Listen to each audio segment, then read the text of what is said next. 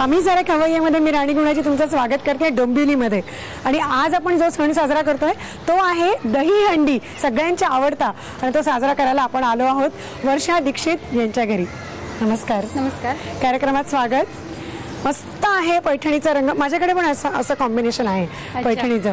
छान दिसतो ना हा कलर, किरमी जी रंग ना. पैठणी तसे डार्क कलर ऍक्च्युली पैठणी सगळ्या कलर्स मध्ये आणि सगळ्या बायकांना, सगळ्या वयातल्या सगळ्या बायकांना अतोनात आवडते. तर खूप सुंदर दिसलेली आहे. ही कुणाकडनं वसूल केली तुम्ही? ही मिस्टरांकडनं वसूल केली. मिस्टरांकडनं. छान आहे, खूप छान आहे. बरं, आज आपण दहीहंडी स्पेशल एपिसोड करतोय. तर तुम्ही आम्हाला म्हणजे सगळे नैवेद्य शिकवणार आहेत. आणि हे नैवेद्य तुम्ही घरातले जे इतर सणही आपले असतात तर ते तेव्हा आणखीन काय काय करता आणि ते कोणाला खायला घालता? खायला म्हणजे मी घरातल्यांनाच पहिला देते. अच्छा. आणि कोण कोण असतं घरामध्ये? घरी माझे सासू सासरे आहेत, माझे मिस्टर आणि माझी छोटी मुलगी आहे. किती छोटी आहे? 2.5 वर्षाची आहे ती आता. 2.5 म्हणजे एकदमच छोटीशी. मस्त, भरपूर मजा येत असेल ना? आणि त्याच्यामुळे मी सगळा वेळ तिलाच देते. अरे वा, क्या बात आहे. आणि मिस्टर काय करतात? प्रायव्हेट कंपनीमध्ये जॉब करतात ते पनवेलला. ओके, ठीक आहे. मग आता आणखीन काय काय घरामध्ये त्यांच्या शिजतं ते आता प्रत्यक्षच बघूया ना. चला तयारी करूया. पहिला पदार्थ काय आहे? Sweet creamy kachori. Sweet creamy kachori best. Sweet cream kachori बनवण्यासाठी लागणारे साहित्य: मैदा, तूप, दूध, दही, भाजलेल्या पोह्यांची भरड, वेलची पूड, बदाम पूड, काजूची पूड, पिठी साखर, सोडा, मीठ, बेदाणे, लोणी आणि पिठी साखरेचं मिश्रण आणि चेरीज. कृती: प्रथम एका बाउल मध्ये भाजलेल्या पातळ पोह्यांची भरड घेऊन त्यामध्ये बेदाणे, काजू पूड, बदाम पूड, पिठी साखर आणि वेलची पूड घालून सारण एकजीव करून घ्यावं. एका बाउल मध्ये पाव किलो मैदा घेऊन त्यामध्ये सोडा, चवीनुसार मीठ, तुपाचं मोहन, 2 चमचे दही आणि थोडंसं दूध घालून पारीसाठी घट्टसर कणिक मळून घ्यावी. तयार कणकेच्या पाऱ्या करून त्यामध्ये सारण स्टफ करावं आणि तयार कचोऱ्या खरपूस तळून घ्याव्यात. आणि आता आपण पुढचा जो नैवेद्य बनवतोय त्याचं नाव काय? दही पोह्यांचे कटलेट. दही पोह्यांचे कटलेट. मला वाटतं श्रीकृष्णाने पण हे कधी चाकले नसतील, कारण तो डायरेक्ट दही पोहे नुसते ओरपतो.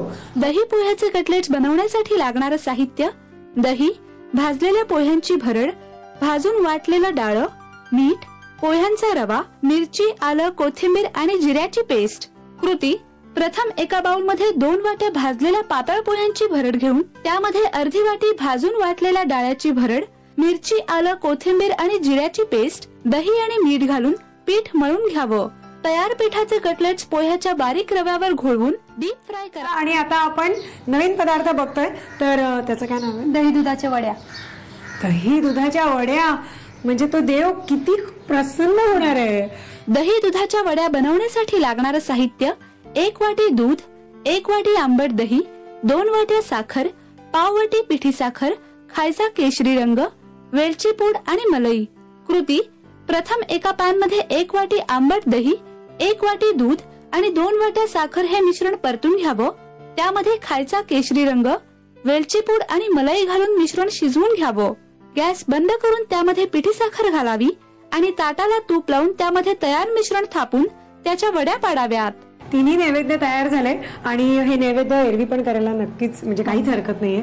तर आपण त्यांचे आभार मानूया झी टीव्ही मराठीकडनं आणि आम्ही सरे खवय्याकडनं. त्याआधी माझ्याकडून तुम्ही माझ्या घरी आल्याबद्दल ही छोटीशी भेट. वाव, सुंदर, अतिशय सुंदर. खूप आवडतात ही फुलं, कारण याचा इतका छान सुगंध येतो. एरवी पण आपल्या घरामध्ये किंवा गाडीमध्ये वगैरे अशी असे आर्टिफिशियल कुठले तरी स्प्रे मारण्यापेक्षा ही फुलं उत्तम. तर इतके आपल्याला छान फुलं दिली, पदार्थ शिकवले, म्हणून आपण त्यांना एक छानसं गिफ्ट द्यायचं आहे झी टीव्ही मराठीकडनं आणि आम्ही सरे खवय्याकडनं. धन्यवाद. दरवेळेला आपण देवाला नैवेद्य दाखवतो आणि तो नैवेद्य आपणच गट्टम करतो, पण आज श्रीकृष्ण स्वतः आलेले आहेत रुचिताच्या रूपाने. आणि हा आमचा आणखीन एक कृष्णदादा आलेला आहे, अजिंक्य. तर आता आपण नैवेद्य दाखवलेला आहे, आता आपण बिंदास खादाडी करायची. हा, तर सगळी फॅमिली आलेली आहे. सगळ्यांनी म्हणूया श्रीकृष्णाच्या नावाचा गजर करूया आणि पटकन पन्ना उडवूया. चला, आणि आपण भेटूया पुढच्या भागामध्ये.